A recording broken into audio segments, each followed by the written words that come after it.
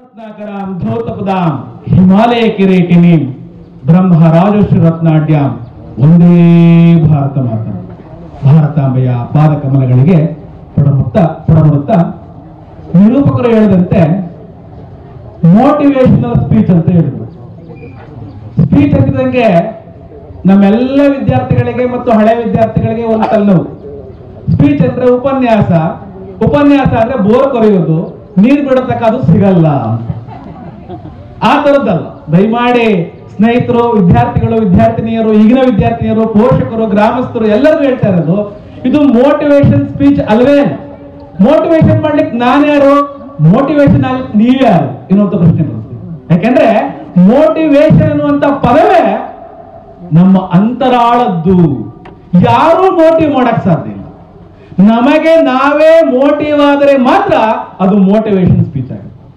So ಈ ಒಂದು motivation speech ಅನ್ನುವಂತ ಪದಕ್ಕೆ ಅರ್ಥವನ್ನು ಹೇಳ್ತಾ ವಿಶೇಷವಾಗಿ ನನ್ನನ್ನು ಇಲ್ಲಿ ಕರೆಸಿ ಸರ್ ಒಂದು ಮಾತಾಡೋರು 30 ದಿನದ ಹಿಂದೆ ಸಿಂಪಲ್ ನನಗೆ ಆ ಪದ ಪ್ರತಿದಿನ ಕಾಡ್ತಾ ಇತ್ತು. ಸರ್, ನನ್ನ ವೃತ್ತಿ ಜೀವನದ ಕೊನೆಯ ದಿನವನ್ನ ನಿಮ್ಮ ವಿದ್ಯಾರ್ಥಿಗಳ ಹಿತ ನುಡಿಗಳನ್ನ ಕೇಳೋದ್ರ ಮೂಲಕ ಅಂತಿಮ ಮಾಡ್ತೀನಿ ಸರ್ ಅಂತ ಹೇಳಿ ನನಗೆ ಗಾಢವಾಗಿ ಆಲೋಚಿಸುವಂತ ಮಾಡೋದು. ಆ ನೆನೆಸ್ಕೊಂಡು ಸರ್ ಪ್ರತಿದಿನ ಮೆಸೇಜ್ ಆಗ್ತಾ ಇರೋ, ಸರ್ 31ಕ್ಕೆ ಮರಿಬೇಡಿ ಅಂತ. ಯಾರು? ನಿಮ್ಮ ಪ್ರೀತಿಯ ನಾಗೇಶ್ವರ. ಸೊ ಅವರು ಮೊದಲಿಗೆ ಅವರಿಗೆ ನನ್ನ ಹೃತ್ಪೂರ್ವಕವಂತ ಧನ್ಯವಾದಗಳನ್ನ ಹೇಳ್ತಾ, ವಿಶೇಷವಾಗಿ ಯಾಕೆ ಹೃತ್ಪೂರ್ವಕ ಧನ್ಯವಾದ ಹೇಳ್ತೀನಿ ಗೊತ್ತಾ? ಎಲ್ಲರೂ ಕೂಡ ಎಲ್ಲ ರೀತಿಯ ಭಾಗ್ಯ ಸಿಗಲ್ಲ. ಅವರಿಗೆ ಅತ್ಯುತ್ತಮ ಭಾಗ್ಯ ಸಿಕ್ಕಿದೆ. ಯಾವಪ್ಪ ಭಾಗ್ಯ ಅಂತೀರಾ? ಅವರ ನಿವೃತ್ತಿ ದಿನಾಂಕದ ದಿನ ಮತ್ತೊಂದು ಕಾರ್ಯಕ್ರಮದ ಜೋಡಣೆ. ಯಾವ್ದೊಂದು ಕಾರ್ಯಕ್ರಮ? ನೀವೆಲ್ಲ ಕೂತಿದ್ದೀರ, ತುಂಬಾ ಅದ್ಭುತವಾಗಿ ಅರೇಂಜ್ ಮಾಡಿರುವಂತ ಎಲ್ಲ ವಿದ್ಯಾರ್ಥಿಗಳು ಕೂತಿದ್ದೀರ. ಯಾವುದು? ಗುರುವಂದನಾ ಕಾರ್ಯಕ್ರಮ. ಸ್ನೇಹಿತರೆ, ವಿದ್ಯಾರ್ಥಿಗಳೇ, ಎಲ್ಲ ಕ್ಷೇತ್ರದಲ್ಲಿದ್ದೀರ. ನಮ್ಮ ಎನ್ ಡಿ ಸರ್ ಹೇಳಿದ್ರು, ನನ್ನ ಸ್ಟೂಡೆಂಟ್ DC ಆಗಿದ್ದಾನೆ, ನನ್ನ ಸ್ಟೂಡೆಂಟ್ ಚೇತನ್ ಸರ್ ಅವರು ನಮ್ಮ ಹೊರವಳ್ಳಿಯವರೇ SP ಆಗಿದ್ದಾರೆ ಅಂತ. ಎಷ್ಟು ಹೆಮ್ಮೆ ಇರುತ್ತೆ ನೋಡ್ರಿ. ಒಬ್ಬ ಶಿಕ್ಷಕರಿಗೆ ತಮ್ಮ ಮಕ್ಕಳೇನಾದ್ರೂ ಗೊತ್ತಿಲ್ಲ, ತನ್ನ ವಿದ್ಯಾರ್ಥಿ ಅಲ್ಲಿದ್ದಾರೆ ಅಂತ ಹೇಳ್ಬಿಟ್ಟು ಕಾಲರ್ ಹಿಂಗ್ ಎಳ್ಕೊಂಡು ಹೇಳ್ತಾರೆ. ಸೊ ಇದು ಗುರುವಿಗೆ ಕೊಡುವಂತಹ ವಂದನಾ ಕಾರ್ಯಕ್ರಮ. ಸೊ ಮೊದಲಿಗೆ ನಾನು ಹೃತ್ಪೂರ್ವಕವಾಗಿ ಧನ್ಯವಾದ ಮಾಡಿದ್ದಾರೆ ಗೊತ್ತಾ? ಗುರುವಂದನವನ್ನು ಅರೇಂಜ್ ಮಾಡುವ ಎಲ್ಲ ಹಳೆಯ ವಿದ್ಯಾರ್ಥಿಗಳಿಗೆ ನನ್ನ ಹೃದಯಪೂರ್ವಕವಾದಂತಹ ಧನ್ಯವಾದಗಳನ್ನು ಮಾಡ್ತೀನಿ.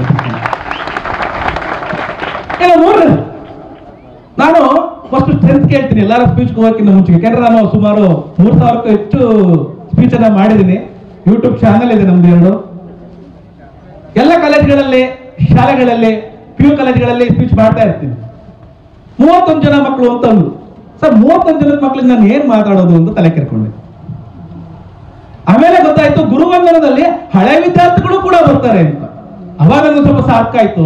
ಸದ್ಯ 31 ಜೊತೆಗೆ ಮುತ್ತಿನಂತ ಹಳೆಯ 31 ಅಲ್ಲ 310 ವಿದ್ಯಾರ್ಥಿಗಳು ಬರ್ತಾರಲ್ಲ. ಸೊ ಅವ್ರಿಗೆ ಮಾತಾಡ್ಬೋದಲ್ಲ ನಮ್ಮ ಮಾತುಗಳ ಅಂತ ಹೇಳಿ ಮತ್ತೊಮ್ಮೆ ಅವರಿಗೆ ಹೃತ್ಪೂರ್ವಕ ಧನ್ಯವಾದಗಳನ್ನು ಹೇಳಲಿಕ್ಕೆ ಇಷ್ಟಪಡ್ತಾರೆ. ಮೂರನೇ ಅಂಶ, ಮಕ್ಕಳ ಇತ್ತೀಚಿನ ದಿನಮಾನಗಳಲ್ಲಿ, ಮಕ್ಕಳ ಒಂದು ರೂಢಿ ನನಗೆ, ದಯಮಾಡಿ ಸ್ನೇಹಿತರು ಅನ್ಯತಾ ಭಾವಿಸಬೇಡಿ. ಇತ್ತೀಚಿನ ದಿನಮಾನಗಳಲ್ಲಿ ವಿದ್ಯಾರ್ಥಿ ಮತ್ತು ಶಿಕ್ಷಕ ಅಥವಾ ಗುರು ಮತ್ತು ಶಿಷ್ಯ ಇವರಿಬ್ಬರ ಬಾಂಧವ್ಯ ತುಂಬಾನೇ ಕಡಿಮೆ ಆಗ್ತಾ ಇದೆ. ನಮ್ಮ ಫೇಸ್ಬುಕ್, ಟ್ವಿಟರ್, ಟ್ರೋಲ್ಸ್, ವಿಶೇಷವಾಗಿ ರೀಲ್ಸ್, ಸ್ಟೇಟಸ್ ಜೊತೆಗೆ ಫಿಲಂ ನಲ್ಲಿ ನಮ್ಮ ಶಿಕ್ಷಕರನ್ನ ಮಾಡಿರುವಂತ ಜೋಕರ್ ಥೀಮ್ಸ್, ಇವುಗಳಿಂದಾಗಿ ಶಿಷ್ಯ ಮತ್ತು ಗುರುವಿನ ಬಾಂಧವ್ಯ ಸಂಪೂರ್ಣವಾಗಿ ಕೆಳಮಟ್ಟಕ್ಕೆ ಹೋಗ್ತಾ ಇದೆ. ಇಂತಹ ದಿನಮಾನಗಳಲ್ಲಿ ನಿಜವಾಗ್ಲೂ ಜಗತ್ತಿನಲ್ಲಿ ಸರ್ ಹೇಳಿದ್ರಲ್ಲ, ನೊಬೆಲ್ ಪ್ರಶಸ್ತಿ ಕೊಡುವಂತಹ ನೊಬೆಲ್ ಪ್ರೊಫೆಷನ್ ಅಥವಾ ಅತ್ಯುತ್ತಮ ಪವಿತ್ರವಾದಂತಹ ವೃತ್ತಿ ಯಾವ್ದಾದ್ರು ಜಗತ್ತಲ್ಲಿದ್ರೆ ಅದು ಏಕಮಾತ್ರ ವೃತ್ತಿ ಗುರುವಿನ ಶಿಕ್ಷಕ ವೃತ್ತಿ. ಸೊ ಆ ಶಿಕ್ಷಕ ವೃತ್ತಿಗೆ ಬಂದಿರುವಂತಹ ನಮ್ಮೆಲ್ಲ ಶಿಕ್ಷಕರ ಮಿತ್ರರಿಗೆ ಮತ್ತೊಮ್ಮೆ ಧನ್ಯವಾದಗಳನ್ನು ಹೇಳ್ತಾ, ಯಾಕೆಂದ್ರೆ ನಾನು ಕೂಡ ಒಬ್ಬ ಶಿಷ್ಯನಾಗಿ ನನ್ನ ಗುರುಗಳನ್ನ ನೆನೆಸ್ಕೊಳ್ಳೋದು ತುಂಬಾ ಅನಿವಾರ್ಯ. ನಾವು ಕೂಡ ಅಷ್ಟೇ, ಹೈಸ್ಕೂಲಲ್ಲಿ ನಾವು ಗುರುವಂದನ ಮಾಡೋದು, ಕಾಲೇಜಲ್ಲಿ ಗುರುವಂದನ ಮಾಡೋದು, ನಾನು B.Ed ಕಲಿತಂತ ಕಾಲೇಜಲ್ಲೂ ಕೂಡ ಗುರುವಂದನ ಮಾಡಿದೆ. ಎಲ್ಲ ಮಾಡಿದ್ಮೇಲೆ ಅನ್ಸಿದ್ದೇನಪ್ಪ ಗೊತ್ತಾ? ನೋಡಿ, ನಾವೆಲ್ಲ ಗುರುವಂದನೆಗಳನ್ನ ಮಾಡ್ತಾ ಇದ್ದೀನಿ. ಆದ್ರೆ ಇತ್ತೀಚಿನ ದಿನಮಾನದ ಪೀಳಿಗೆಗಳ ವಿದ್ಯಾರ್ಥಿಗಳು ಯಾಕೆ ಈ ರೀತಿಯ ಚಿಂತನೆಯನ್ನ ಇನ್ನೂ ಕೂಡ ಪಾಲಿಸ್ತಿಲ್ವಲ್ಲ? ಜಗತ್ತಿನಲ್ಲಿ ಗುರುವೇ ಕೊಡುವಂತಹ ಏಕಮಾತ್ರ ಗುರುದಕ್ಷಿಣೆ ಅಂದ್ರೆ ಒಂದೇ, ಅದೇ ಗುರುವಂದನೆ. ಆ ಗುರುವಂದನೆ ಯಾಕೆ ಚಿಂತನೆ ಮಾಡ್ತಿರಲ್ಲ ಅಂತ ಅನಿಸ್ತು. ಆದ್ರೆ ಬಜ್ಗೂರ್ನಲ್ಲಿ ಅದು ಏರ್ಪಡಿಸಿರೋದು ಅದರೊಂದು ಚಿಕ್ಕ ಶಾಲೆಯಲ್ಲಿ 31 ವಿದ್ಯಾರ್ಥಿಗಳು ಇರುವಂತಹ ಈ ಚಿಕ್ಕ ಶಾಲೆಯಲ್ಲಿ ಏರ್ಪಡಿಸಿರೋದು ನಿಜವಾಗ್ಲೂ ಖುಷಿ ಅಂತ ವಿಚಾರ ಅಂತ ಹೇಳ್ತಾ ಒಂದು ಮಾತುಗಳನ್ನ ಹೇಳಲಿಕ್ಕೆ ಇಷ್ಟಪಡ್ತಾ ಇದ್ದೀನಿ. ತುಂಬಾ ಅದ್ಭುತವಾಗಿ ಅರೇಂಜ್ ಮಾಡಿದ್ರ, ಅರ್ಥಪೂರ್ಣವಾಗಿ ಅರೇಂಜ್ ಮಾಡಿದ್ರ. ಹಳೆ ವಿದ್ಯಾರ್ಥಿಗಳು ಅಷ್ಟೇ ನೋಡಿ ಎಷ್ಟು ಅದ್ಭುತವಾಗಿ ಕೂತಿದ್ರ ಅಂದ್ರೆ ಊಹಿಸ್ಲಿಕ್ಕೂ ಸಾಧ್ಯ ಇಲ್ಲ. ಯಾಕಂದ್ರೆ ಹಳೆ ವಿದ್ಯಾರ್ಥಿಗಳು ಏನ್ ಮಾಡ್ತಾರೆ, ಕೆಲವೊಂದು ಊರುಗಳಲ್ಲಿ ನಾನ್ ಅರೇಂಜ್ ಮಾಡಿದ್ರಪ್ಪ, ನಾನು ಯಾಕೆ ಸುಮ್ಮನೆ ಕುತ್ಕೊಂಡು ಕೇಳ್ಬೇಕು ಮಾತು, ನಾನೆಲ್ಲರೂ ನಿಂತ್ಕೊಂಡು ಓಡಾಡ್ತಿರ್ಬೇಕು ಸ್ಟೇಜ್ ಮೇಲೆ ಸ್ಕೋಪ್ ಕೊಟ್ಕೊಂಡು ಅಂತ ಅನ್ನೋ ಚಿಂತನೆ. ಆದ್ರೆ ಇಲ್ಲಿ ಹಂಗಿಲ್ಲ. ಎಲ್ಲ ವಿದ್ಯಾರ್ಥಿಗಳು ಎಷ್ಟು ವಿನಮ್ರವಾಗಿ ನೋಡಿ, ಎಲ್ಲ ಹಳೆಯ ವಿದ್ಯಾರ್ಥಿಗಳು ಎಷ್ಟು ವಿನಮ್ರವಾಗಿ ಕೂತಿದ್ದಾರೆ ಅಂತಂದ್ರೆ ನಿಜವಾಗ್ಲೂ ನಿಮ್ಮ ಸಲುವು ಪಡಿಬೇಕು ಅಂತ ಅನ್ಸ್ಬಿಟ್ಟು ಅಷ್ಟೊಂದು ವಿನಮ್ರವಾಗಿ ಕೇಳ್ತಾ ಇದ್ದಾರೆ. ಸೊ ಅದಕ್ಕೆ ನಿಮ್ಗೆ ಕೆಲವೊಂದು ವಿಚಾರಗಳನ್ನ ಹೇಳಲೇಬೇಕು ಅಂತಾನೆ ಅನ್ಕೊಂಡಿದ್ದೆ. ಮೊದಲನೇದಾಗಿ ಸರ್ ಒಂದು ಮಾತಾಡೋದು ಗುರುರಾಜ್ ಕರ್ಜಿಗಿ ಸಮಯ ಪ್ರಜ್ಞೆ ಅಂತ.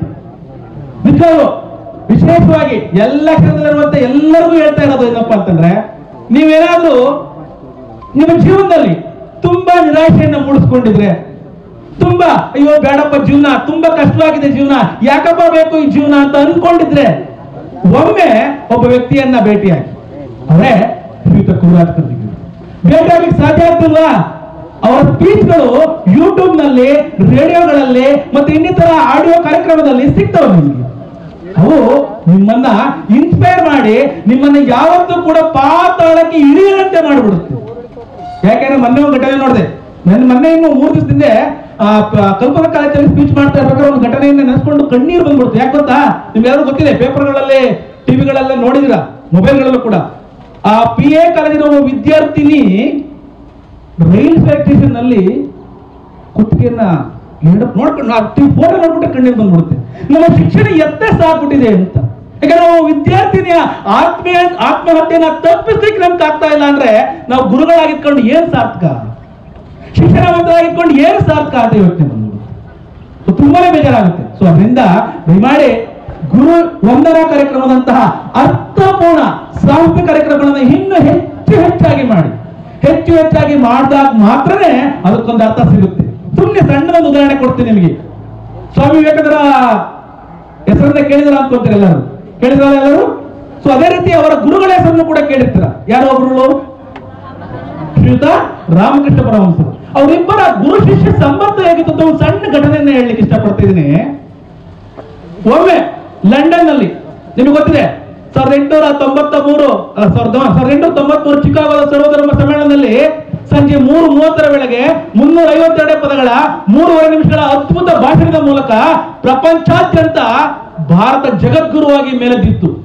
ಅವರು ಸ್ಪೀಚ್ ಮಾಡ್ತಾ ಇರ್ಬೇಕಾದ್ರೆ ಇಂಗ್ಲೆಂಡ್ ನಲ್ಲಿ, ನಮಗಿನ್ನೂ ಸ್ವಾತಂತ್ರ್ಯ ಬಂದಿರಲಿಲ್ಲ, ಯಾರೋ ಒಬ್ರು ಕೇಳಿರಂತೆ, ಅಲ್ಲ ಸರ್ ನೀವು ಎಲ್ಲಾ ಕಡೆ ಸ್ಪೀಚ್ ಅಲ್ಲೂ ಕೂಡ ಹೇಳ್ತಾ ಇದ್ದೀರಾ ಮೈ ಗುರುದೇವ ಮೈ ಗುರುದೇವ ಮೈ ಗುರುದೇವ ಮೈ ಗುರುದೇವ told this my Gurudev tell us, ಹೀಗೆಲ್ಲ ಹೇಳ್ತಿದ್ರಲ್ಲ, ಯಾಕೆ ನಿಮ್ಮ ಗುರುಗಳ ಹೆಸರನ್ನ ಮಿಸ್ಟರ್ ರಾಮಕೃಷ್ಣ ಪರಮಹಂಸ ಅಂತ ತಗೋಬಾರ್ದು ಅಂತ ಕ್ವಶನ್ ಕೇಳ್ತಿದಂಗೆ ವಿವೇಕಾನಂದ ಏನಂತ ಗೊತ್ತಾ? ಹೇ ಮೂಡ, ಏನ್ ಮಾತಾಡ್ತಿದ್ದೀರ? ಅಂತಹ ಗುರುಗಳ ಹೆಸರನ್ನ ನನ್ನ ನಾಲಿಗೆಯ ಮೇಲೆ ತೆಗೆದುಕೊಳ್ಳುವಷ್ಟು ಶಕ್ತಿ ನನಗಿಲ್ಲ ಕಣೋ ಅಂತಾರೆ. ಅಂದ್ರೆ ಲೆಕ್ಕ ಹಾಕೊಳ್ಳಿ, ಎಂತ ಶಿಷ್ಯ. ಗುರು ಶಿಷ್ಯ ಹಿಂಗೆ, ಓಕೆ, ಗುರುಗಳು ಹೆಂಗೆ? ಚಿಕ್ಕ ವಯಸ್ಸು ನರೇಂದ್ರನಾಥರಿಗೆ ಅರ್ಥ ಆಗುತ್ತಲ್ಲ, ಸ್ವಾಮಿ ವಿವೇಕಾನಂದರಿಗೆ 14 ವರ್ಷ ಬಂದ್ರು ರಾಮಕೃಷ್ಣ ಪರಮಹಂಸರ ಬಳಿಗೆ.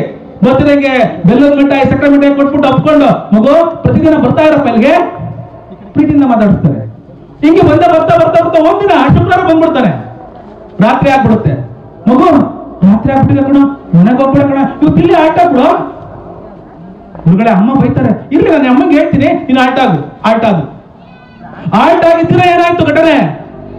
ರಾತ್ರಿ 12-1 ಗಂಟೆ ವೇಳೆಗೆ ರಾಮಕೃಷ್ಣ ಪರಮಹಂಸರು ಈಚೆ ಆ ಕಡೆಯಿಂದ ಈ ಕಡೆ ಶತಪಾತ ತಿರುಗ್ತಾ ಇದ್ದಾರೆ. ಇನ್ನೊಬ್ಬ ಇದ್ದ, ಯಾಕೆ ಗುರುಗಳು 12 ಗಂಟೆ ರಾತ್ರಿಯಲ್ಲಿ ಆ ಕಡೆಯಿಂದ ಈ ಕಡೆ ಮಾಡ್ತಾ ಇದ್ದಾರಲ್ಲ, ಏನಾಯ್ತು ಗುರುಗಳೇ ಏನಾಯ್ತು?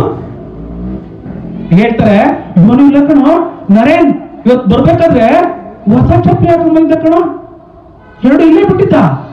ನಾನು 12 ಗಂಟೆಗೆ ಏನೋ ಕೈಚಿಗೆ ಬಂದು ನೋಡ್ತೀನಿ, 2 ಒಂದು ಇಲ್ವಲ್ಲ, ಒಂದು ನಾಯಿ ಕೊಚ್ಕೊಂಡು ಹೋಗಿದೆ ಅನ್ಸುತ್ತೆ, ಯಾವ್ದು ನಾಯಿ ಬರುತ್ತೆ, ನಾನು ನೋಡ್ಕೊಂಡ್ ಬರ್ತೀನಿ, ಹೇಳ್ಕೊಬೇಡ ಇಲ್ಲಿ ಇದ್ಬಿಡು, ನಾನು ನೋಡ್ಕೊಂಡ್ ಬಿಡ್ತೀನಿ ಅಂತ ಹೇಳ್ಬಿಟ್ಟು ಸ್ವತಃ ರಾಮಕೃಷ್ಣ ಪರಮಹಂಸರೇ ಬೀದಿಯಲ್ಲೂ ರಾತ್ರಿ 1 ಗಂಟೆ ಸಮಯದಲ್ಲಿ ಎಲ್ಲೋ ಮೋರಿಯಲ್ಲಿ ಬಿದ್ದಿದ್ದಂತಹ ಚಪ್ಪಲಿಯನ್ನ ಒತ್ಕೊಂಡು ತೊಳೆದು ಇಟ್ಬಿಟ್ಟು ಹೇಳ್ತಾರೆ, ಅಬ್ಬಾ ಬೆಳಗ್ಗೆ ಎದ್ದಾಗ ನನ್ನ ನರೇನ್ ಸಖತ್ ಖುಷಿಯಾಗಿ ಹೋಗ್ತಾನೆ ಅಂತ ನೋಡ್ರಿ. ಅಂತಹ ಗುರು, ಇಂತಹ ಶಿಷ್ಯ.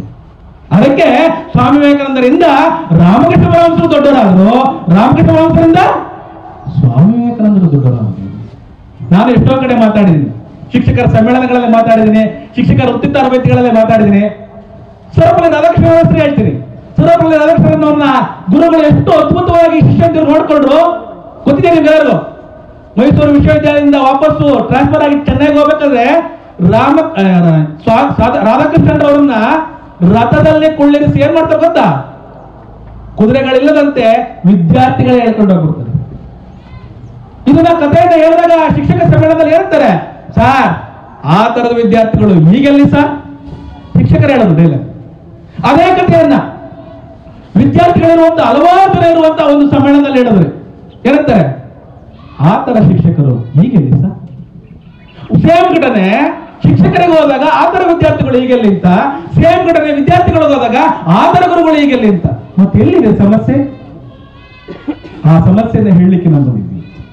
ಎಲ್ಲಿದೆ ಸಮಸ್ಯೆ ಅಂದ್ರೆ ನಮ್ಮ ಮತ್ತು ಗುರುಗಳ ನಡುವಿನ ಬಾಂಧವ್ಯದಲ್ಲಿದೆ ಸಮಸ್ಯೆ. ನಾವು ಅವ ಏನ್ ಪಾಠ ಮಾಡೋದ್ ಬಿಡ, ಸಂಬಳ ಕೊಡ್ತಾರೆ, ಅವ್ರ ಡ್ಯೂಟಿ ತಾನೆ ಮಾಡೋದು, ಮಾಡ್ಕೊಳ್ಳಿ, ಈ ರೀತಿಯ ಚಿಂತನೆ ಹೊಂದೋದಕ್ಕ ನಮ್ಮ ಉದ್ಧಾರ ದೇವರಣೆಗಳಾಗಲ್ಲ. ಅದೇ ರೀತಿ ಅವರು ಅಷ್ಟೇ ಬರ್ತಾನೆ, ಕೇಳ್ತಾನೆ, ಕೇಳಿಲ್ಲ ಬಿದ್ದು ಹಾಳಾಗಲ್ಲ, ನನಗೇನಾಗೈತೆ ಅಂತ ಅವ್ರು ಅಂದ್ಕೊಂಡ್ರೆ ಅವರ ವೃತ್ತಿನೂ ಕೂಡ ವೇಸ್ಟ್. ನೋಡ್ರಿ, ಎರಡು ವೃತ್ತಿಗಳು ಕೂಡ ಎಷ್ಟು ಅದ್ಭುತವಾಗಿರ್ಬೇಕಪ್ಪ ಅಂದ್ರೆ ತನ್ನ ಮಗನಿಗಿಂತಲೂ ಹೆಚ್ಚಾಗಿ ಗುರುಗಳು ವಿದ್ಯಾರ್ಥಿಗಳನ್ನ ಪ್ರೀತಿಸಬೇಕು. ತನ್ನ ತಂದೆ ತಾಯಿಗಿಂತಲೂ ಸ್ನೇಹಿತೆಗಿಂತಲೂ ಹೆಚ್ಚಾಗಿ ವಿದ್ಯಾರ್ಥಿಗಳು ಗುರುಗಳನ್ನ ಪ್ರೀತಿಸಬೇಕು. ಹೀಗೆ ಪ್ರೀತಿ ಪರಸ್ಪರ ಕೊಡುವಿಕೆಯ ಜೊತೆಯಲ್ಲಿದ್ದಾಗ ಮಾತ್ರ ಈ ರೀತಿಯ ಗುರುವಂದನ ಕಾರ್ಯಕ್ರಮಗಳು ಆಗಲಿಕ್ಕೆ ಸಾಧ್ಯ. ಅದರಿಂದ ದಯಮಾಡಿ ವಿದ್ಯಾರ್ಥಿಗಳ ದಯಮಾಡಿ ನಾನು ಕೇಳ್ಕೊಳ್ಳೋದೇನಪ್ಪಾ ಅಂತಂದ್ರೆ, ನಾನು ಪ್ರಾಮಾಣಿಕವಾಗಿ ನೋಡಿ ನಾನು ಎದೆ ಮುಟ್ಕೊಂಡು ಹೇಳ್ತಾ ಇದ್ದೀನಿ, ನನಗೆ ಕಲಿಸಿದಂತಹ LKG ಇಂದ ಇಲ್ಲಿವರೆಗೂ ಕಲಿಸಿದಂತಹ ಯಾವ ಒಬ್ಬ ಶಿಕ್ಷಕರನ್ನು ಕೂಡ ಕನಸು ಮನಸ್ಸಿನಲ್ಲಿಯೂ ಏಕವಚನದಲ್ಲಿ ಅವನು ಅಂತ ಪದ ಹೇಳಿಲ್ಲ, ಅವರು ಅಂತ ಪದ ಹೇಳಿಲ್ಲ. ಅದಕ್ಕೆ ಮೋಸ್ಟ್ ನನಗೆ ಯಶಸ್ಸು ಬಂದಿದೆ ಅನ್ನುವಂತ ಅನ್ಸ್ಬಿಡುತ್ತೆ. ಕಾರಣ ಏನ್ ಗೊತ್ತಾ, ನಾನು ಸೆಕೆಂಡ್ PUC ಅಲ್ಲಿ ಇಡೀ ಸ್ಟೇಟ್ಗೆ 11th ರ್ಯಾಂಕ್, ಡಿಗ್ರಿಯಲ್ಲಿ ಡಿಸ್ಟಿಂಕ್ಷನ್, B.Ed ನಲ್ಲಿ ಯೂನಿವರ್ಸಿಟಿಗೆ 8th ರ್ಯಾಂಕ್, KS ನಲ್ಲಿ ಇಡೀ ಸ್ಟೇಟ್ಗೆ 13th ರ್ಯಾಂಕ್. ಇವೆಲ್ಲ ಯಾಕೆ ಬಂತು ಅಂತ ನಾನು ಒಮ್ಮೆ ಕನಸಲ್ಲಿ ಅನ್ಕೊಂಡಿದ್ದೆ ಒಂದ್ಸಲ, ಏನಕ್ಕೆ ಬಂತಿಷ್ಟೊಂದು ಯಶಸ್ಸು ನನಗೆ ಅಂತ ಕೇಳಿದಾಗ ಅನಿಸ್ತು ನನಗೆ, ನಾನು ಗುರುಗಳಿಗೆ ಕೊಟ್ಟಂತ ಗೌರವ ಇರಬಹುದಾ? ಸೊ ಹಾಗೆ ದಯಮಾಡಿ SLC ವಿದ್ಯಾರ್ಥಿಗಳು ಈಗ ಹೋಗ್ತಿದ್ದಾರೆ ಇರ್ಬೋದು, ಹಳೆ ಓದಿರುವಂತ ವಿದ್ಯಾರ್ಥಿಗಳಿರ್ಬೋದು, ನಿಮ್ಮ ಮಕ್ಕಳಿಗೆ, ನಿಮ್ಮ ಫ್ಯೂಚರ್ ತಮ್ಮದಿರಿಗೆ ತಂಗಿದಿರಿಗೆ ಎಲ್ಲರಿಗೂ ಹೇಳಿ ದಯಮಾಡಿ ಗುರುಗಳ ಬಗ್ಗೆ ಅನನ್ಯ ಭಕ್ತಿ ಇಟ್ಕೊಂಡಾಗ ನಿಮ್ಮ ಅಂದ್ರೆ ಏನಾದ್ರು ಸಮಸ್ಯೆಗಳು ಕೂಡ ಯಶಸ್ಸುಗಳಾಗಿ ಬದಲಾಗ್ತದೆ. ಸೊ ಅದನ್ನ ಅನನ್ಯ ಭಕ್ತಿಯನ್ನ ಇಟ್ಕೊಳ್ಳಿ, ಆಗ ಮಾತ್ರ ಅದಕ್ಕೊಂದು ಜೀವನಕ್ಕೆ ಒಂದು ಅರ್ಥ ಸಿಗುತ್ತೆ, ಉಜ್ವಲ ಖುಷಿ ಆಗುತ್ತೆ. ಯಾಕೆ ಗೊತ್ತಾ, ಈ ನಾನು ಇಷ್ಟು ಚಿಕ್ಕ ಊರಲ್ಲಿ ಊರು ಏನಾರ ಚಿಕ್ಕ ಸಂಖ್ಯೆ ಇರುವಂತ ಶಾಲೆಯಲ್ಲಿ ಇಷ್ಟೊಂದು ಪೋಷಕರು, ಇಷ್ಟೊಂದು ವಿದ್ಯಾರ್ಥಿಗಳು, ಇಷ್ಟೊಂದು ಹಿರಿಕರು, ಇಷ್ಟೊಂದು ಇಲ್ಲಿ ಎಲ್ಲ ಹಳೆಯ ಶಿಕ್ಷಕರು ಎಲ್ಲರೂ ಕೂಡ ಕಲೆತು ಒಂದು ಇಡೀ ದಿನವನ್ನು ಕಳೆಬೇಕು ಅಂತ ಮನಸ್ಥಿತಿ ಇದೆಯಲ್ಲ, ಅದು ಸಾಮಾನ್ಯವಾಗಿ ಬರುವಂತದ್ದಲ್ಲ. ಸೊ ಅದರಿಂದ ನೀವೆಲ್ಲರೂ ಮನಸ್ಸಿನಲ್ಲಿ ಅಚ್ಚರಿಯೇ ಉಳಿಸ್ಕೋಬೇಕಾದ್ರೆ ಗೊತ್ತಾ, ಪ್ರತಿದಿನ ಎದ್ದಾಗ ನಮ್ಮ ಜನಪದರು ಹೇಳ್ತಾರಲ್ಲ, ಬೆಳಗಾಗಿ ನಾನೆದ್ದು ಯಾರ್ಯಾರ ಮನೆಯಲ್ಲಿ ಎಳ್ಳು ಜೀರಿಗೆ ಬೆಳೆಯೋಳ ಭೂಮ್ತಾಯ ಎದ್ದೊಂದು ಗಳಿಗೆ ನೆನೆದೇನಂತ, ಹಾಗೆ ಬೆಳಗಾಗಿ ನಾನೆದ್ದು ಯಾರು ನೆನಬೇಕಂದ್ರೆ ನನಗೆ ಪಾಠ ಮಾಡಿದಂತಹ ಪ್ರತಿಯೊಬ್ಬ ಗುರುವನ್ನು ನೆನೆದಾಗ ಮಾತ್ರ ನಮ್ಮ ಯಶಸ್ಸು ಜೊತೆಯಲ್ಲೇ ಸಾಕ್ತಾ ಹೋಗುತ್ತೆ. ಸೊ ಅದರಿಂದ ದಯಮಾಡಿ ಎಲ್ಲರಿಗೂ ಕಳಕಳಿಯ ಮನವಿ, ನಿಮ್ಮ ಗುರುಗಳನ್ನ ಕನಸಿನಲ್ಲಿ ಮನಸ್ಸಿನಲ್ಲಿ ಸದಾ ಜ್ಞಾಪಿಸ್ಕೊಳ್ತಾ ಇರಿ, ಸದಾ ಥ್ಯಾಂಕ್ಸ್ ಹೇಳಿ, ಸದಾ ಕಾಲ ಅವರಿಗೆ ಚಿರುಣಿಗಳಾಗಿ, ಆಗ ನಿಮ್ಮ ಯಶಸ್ಸನ್ನು ತರಲಿಕ್ಕೆ ಯಾವ ವ್ಯಕ್ತಿಯಿಂದಲೂ ಸಾಧ್ಯ ಇಲ್ಲ. ಮೊನ್ನೆ ಘಟನೆ ಹೇಳಿದೆ, ಈಗ ಅಣ್ಣ ತಮ್ಮದಿರ್ತಾರೆ ಅನ್ಕೊಡ್ರಿ, ತಮ್ಮ ಸ್ವಲ್ಪ ಬೆಳೆದ್ಬಿಟ್ರೆ ಅಣ್ಣಂಗೆ ಏನನ್ಸುತ್ತೆ ಹೇಳ್ರಿ, ತಮ್ಮ ಅಷ್ಟೊಂದು ಬೆಳೆದ್ಬಿಟ್ಟಲ್ಲ ಏನಾರು ಮಾಡಿ ಕಾಲ ಎಳಿಬೇಕು ಅನ್ಸುತ್ತೆ. ತಮ್ಮ ಬೆಳೆದ್ಬಿಟ್ರೆ ಅಲ್ಲ ಅಣ್ಣ ಬೆಳೆದ್ಬಿಟ್ರೆ ತಮ್ಮಂಗ ಅನ್ಸುತ್ತೆ. ಇನ್ನೂ ಒಂದು ಹೆಚ್ಚು ತಂದೆ ತಾಯಿಗಳಿಗೂ ಒಮ್ಮೊಮ್ಮೆ ತಮ್ಮ ಮಕ್ಕಳು ಚೆನ್ನಾಗಿ ಬೆಳೆದ್ಬಿಟ್ರೆ ನನಗಿನ್ನ ಜಾಸ್ತಿ ಸುತ್ತ ಅಂದ್ಬಿಟ್ಟ, ನನಗಿನ ಕಮ್ಮಿ ತಾಗಬೇಕಿತ್ತೇನೋ ಅಂತ ಅನ್ಸುತ್ತೆ. ಮಕ್ಕಳಿಗೂ ಅಮ್ಮ ಜಾಸ್ತಿ ಆಗ್ಬಿಟ್ರೆ ನಮ್ಮಮ್ಮ ನಂಗೆಲ್ಲ ಫೇಮಸ್ ಆಗ್ಬಿಟ್ಲು, ನಾನೇ ಕಮ್ಮಿ ಫೇಮಸ್ ಆದೆ ಅನ್ಸುತ್ತೆ. ಆದ್ರೆ ಒಂದು ವಿಚಾರ ತಿಳ್ಕೊಳ್ಳಿ ಮಕ್ಕಳೇ, ಯಾವ ಗುರುವಿಗೂ ತನ್ನ ಶಿಷ್ಯ ತನಗಿಂತ ಮೇಲೋದ ಅಂತಿದಂಗೆ ಯಾವತ್ತಿಗೂ ಅನ್ಸೋದಿಲ್ಲ. ಅವ್ರು ಕೆಳಗಿರ್ತಾರೆ, ಪ್ರೈಮರಿ ಸ್ಕೂಲ್ ಟೀಚರ್ಸ್ ನೋಡಿ ಕೆಳಗೆ ಕೂತಿರ್ತಾರೆ, ನೀವು ಡಿ ಸಿ ಆಗಿರ್ತಾರೆ ಮೇಲೆ. ಏನಂತ ಗೊತ್ತಾ? ಅಯ್ಯೋ ನನ್ನ ಸ್ಟೂಡೆಂಟ್ ನಮಗಿನ ಬೇಕೋಗುತ್ತಲ್ಲ ಥೂ ಅಂತ ಅನ್ನಲ್ಲ. ನನ್ನ ಸ್ಟೂಡೆಂಟ್ ಈ ಸಭೆಯ ಅಧ್ಯಕ್ಷತೆಯನ್ನು ವಹಿಸಿದ ಡಿ ಸಿ ಆಗಿದ್ದಾನೆ, ನನಗೆ ನಿಜವಾಗ್ಲೂ ಹೆಮ್ಮೆ ಅಂತ ಹೇಳ್ತಾರೆ. ಇದು ಶಿಕ್ಷಕ ವೃತ್ತಿಯ ಒಂದು ಅತ್ಯುತ್ತಮವಾದ ಎಕ್ಸಾಂಪಲ್. ಅದರಿಂದ ಶಿಕ್ಷಕ ವೃತ್ತಿಯನ್ನು ಈ ರೀತಿ ಅತ್ಯುತ್ತಮವಾಗಿ ಗೌರವಿಸಿ, ಆಗ ನಿಮಗೆ ಅತ್ಯುತ್ತಮವಾಗಿ ಸಿಗುತ್ತೆ ಅಂತ ಹೇಳ್ತಾ, ಕೊನೆಗೆ ತುಂಬಾ ದಿನ ಬಂದಿರೋದ್ರಿಂದ ಒಂದು ಸಣ್ಣ ಘಟನೆ ಹೇಳಿ ನಿಮಗೆ ನನ್ನ ಮಾತನ್ನು ನಿಲ್ಲಿಸ್ತೀನಿ, ವಿರಾಮ ಕೊಡ್ತೀನಿ. ಏನಪ್ಪ ಘಟನೆ ಅಂತಂದ್ರೆ, ಇತ್ತೀಚೆಗೆ ನಡೆದಂತ ಒಂದು ಘಟನೆ. ನಾವೆಲ್ಲ ಸಣ್ಣ ಸಣ್ಣ ಸಮಸ್ಯೆಗಳಿಗೆ ಎದೆಗೊಂಡ್ಬಿಟ್ಟು ಕೈ ಚೆಲ್ಬಿಡ್ತೀವಿ, ಸಣ್ಣ ಸಣ್ಣ ಸಮಸ್ಯೆಗಳಿಗೆ ಕೈ ಚೆಲ್ಬಿಡ್ತೀವಿ. ಆದ್ರೆ ಒಂದು ದೊಡ್ಡ ಸಮಸ್ಯೆ ಇತ್ತು, ನೀವು ನಂಬ್ತಿರೋ ಬಿಡ್ತಿರೋ ಗೊತ್ತಿಲ್ಲ, ಆ ದೊಡ್ಡ ಸಮಸ್ಯೆಯನ್ನ ಒಂದ್ಸರಿ ಹೆಮ್ಮೆಯಿಂದ ನೋಡಿ. ಜಗತ್ತಿನಲ್ಲಿ ನಮಗಿಂತ ದೊಡ್ಡವ್ರು ಯಾರು ಇರಲ್ಲ, ಹಾಗಾಗ್ಬಿಡ್ತದೆ. ಇಲ್ಲೇ ಮಂಗಳೂರಿನ ಸಮೀಪದ ಒಂದು ಹಳ್ಳಿ, ಆ ಹಳ್ಳಿಯಲ್ಲಿ ಒಂದು ಮಗು ಹುಡ್ತಿದಂಗೆ ಡಾಕ್ಟರ್ ಹೇಳಿದ್ರು, ಈ ಮಗು ಜೀವಂತ ಶವ. ಯಾಕೆಂದ್ರೆ ಕುತ್ತಿಗೆಯಿಂದ ಮಾತ್ರ ಮೇಲಿರುವಂತದಕ್ಕೆ ಮಾತ್ರ ಜೀವ ಇದೆ, ಕುತ್ತಿಗೆಯಿಂದ ಕೆಳಗೆ ಜೀವವೇ ಇಲ್ಲ. ಡಾಕ್ಟರ್ ಸರ್ಟಿಫಿಕೇಟ್ ಕೊಟ್ಬಿಟ್ರು. ಅಪ್ಪ ಅಮ್ಮ ಬಿಡ್ಬೇಕಲ್ಲ ಸರ್, ಹಿಂಗಂದ್ರೆ ಸರ್ ಏನಾದ್ರು ಮಾಡಿ ಸರ್. ಇಲ್ಲಪ್ಪ ಏನು ಮಾಡಕ್ಕಾಗಲ್ಲ, ಉಳಿಸ್ತೆ ಮನೆ ಕರ್ಕೊಂಡು ಹೋದ್ರು, ಆರೈಕೆ ಮಾಡಿದಾಗ ಚೂರು ಕತ್ತನ ಆ ಕಡೆಗೆ ಕಡೆ ತಿರ್ಸಿ ಸ್ಟಾರ್ಟ್ ಮಾಡಿದ್ರು. 1 ವರ್ಷ ಆದ್ಮೇಲೆ ಮಗು ಮತ್ತೆ ಕರ್ಕೊಂಡು ಹೋದ್ರು, ಸರ್ ಏನಾದ್ರು ಮಾಡಿ ಸರ್, ದೊಡ್ಡ ಆಸ್ಪತ್ರೆಗಾರ ಬರೀ ಸರ್, ನಾವು ಹೋಗ್ತೀವಿ, ಬೆಂಗಳೂರಿಗಾರ ಹೋಗ್ತೀವಿ. ನೋಡಪ್ಪ ನಾನು ಹೇಳಿದ್ದೀನಿ, ಸರ್ಟಿಫೈ ಮಾಡಿದ್ದೀನಿ, ಈ ಮಗು ಜೀವಂತ ಶವ, ನಿಂದ ಇಷ್ಟೇ ಜೀವ, ಇನ್ನೇನಾರು ಮಾಡ್ಕೋ, ನಿಂಗೆ ಹಂಗ ಬೇಕಾದ್ರೆ ಬೆಂಗಳೂರು ಹೋಗಿ ಕೇಳ್ಕೊ. ಹೋದ್ರು ಬೆಂಗಳೂರಿಗೆ, ಕೂಲಿ ಕೆಲಸ ಮಾಡಿದಂತ ಪೇರೆಂಟ್ಸ್ ಸಾಲ ಇಸ್ಕೊಂಡು ಬೆಂಗಳೂರಿಗೆ ಹೊರಟ್ರು, ದೊಡ್ಡ ಆಸ್ಪತ್ರೆ ತೋರಿಸಿದ್ರು. ಅವರು ಸೇಮ್ ಇಲ್ಲ, ಆ ಡಾಕ್ಟರ್ ಸರಿ ಇದೆ, ಈ ಮಗು ಇಲ್ಲಿಂದ ಎಷ್ಟೇ ಜೀವ, ಸಾಯ ತನಕ ಹಂಗೆ ಇರುತ್ತೆ, ಹಂಗೆ ತಿಳಿಸ್ಬೇಕು ನೀವು. ಬೇಜಾರಾಯ್ತು, ಮನೆಗೆ ಬಂದ್ರು. ಮತ್ತೆ ಪ್ರತಿದಿನ ನನ್ನ ಮಗು ಹೇಳ್ಬೇಕು ಅಂತ ಚಿಂತನೆ ಮಾಡ್ತಾ ಇದ್ರು. 5 ವರ್ಷ ಆಯ್ತು.